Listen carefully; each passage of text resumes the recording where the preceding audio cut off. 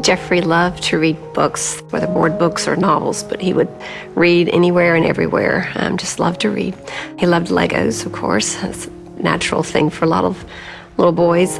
He was very compassionate and caring for other people.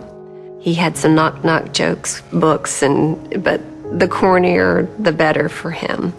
And a very contagious laughter, and when he was laughed, he had these dimples that just shined.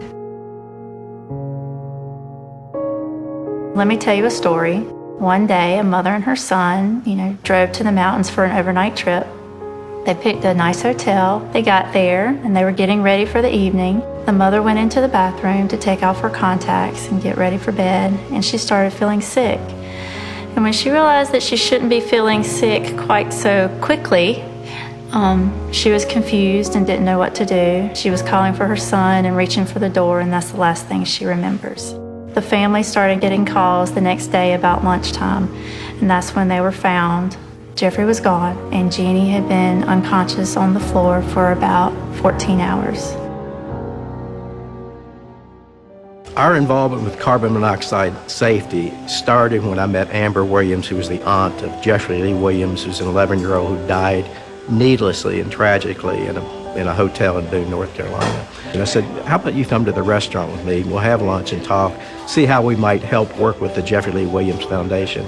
So we had a lovely meeting, and as they were getting ready to leave, I said, let's take a picture in front of the mural. So we took a photograph, and they put it on Facebook, and Robin Sorensen saw it. He immediately wrote back on Facebook, I'm sending them a personal donation. This was a very moving story, and maybe our foundation can work with theirs.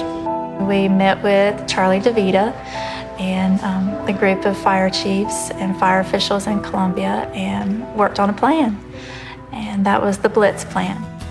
We have actually started several blitzes in the Columbia-Lexington area where we go out and install smoke alarms or carbon monoxide alarms in people's homes, just on a blitz, whether you could afford them or whether you couldn't. When the Jeffrey Lee Williams Foundation approached us about these carbon monoxide detectors, we also asked them could they purchase the individual gas detectors just for CO. So that way, if we go into a house and the people are complaining of the dizziness, the headaches and nausea, with our gas monitors on, if there is carbon monoxide in the house, it will detect it and let us know that that's what the problem is. That way we can get the people outside to fresh air and get them medical attention immediately.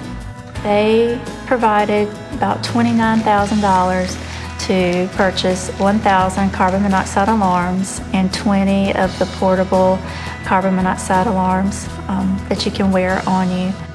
This is what Firehouse Sub is about. It's part of our culture. It's the right thing to do. People come in, they see what we're doing, we tell them about it, we have signage in the stores about it, our cashiers are able to talk about it, so it makes a difference. People want to get good food, a clean restaurant, fast service, and so forth. But when they find out that this business really is about the business of helping the community, making a better community, they walk away with something in their heart, not just in their stomachs. Rounding up in the Firehouse Subs restaurants can make and has made a huge difference to so many people, whether it's our small foundation or another large fire department or other organizations. If the employees can understand what a difference that change can be, they'll continue to ask their customers as they come in. I think they had given over $500,000 in South Carolina alone, and if you look at each one of those departments that receive something and you look at it's used on a daily basis. Well, obviously without Firehouse Subs Public Safety Foundation, none of this would be possible.